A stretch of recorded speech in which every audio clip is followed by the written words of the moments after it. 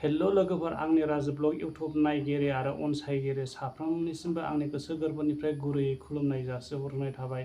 आङो दा बेवहाय मोननै भिडिअ होगोन।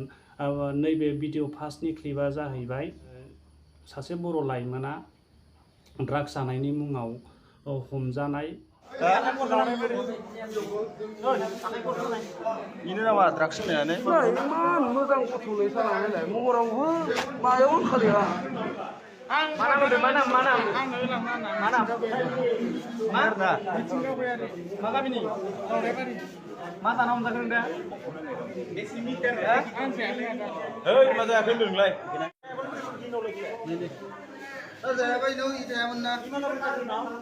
libur tanah ye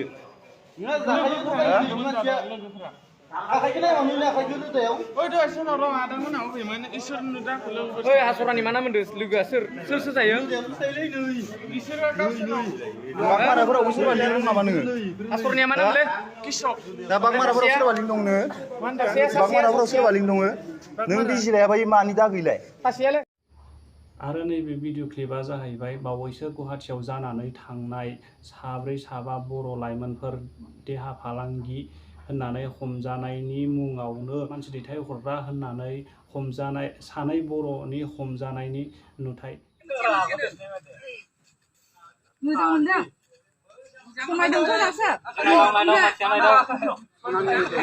थान्दा लाहैबावनो हिनजावनि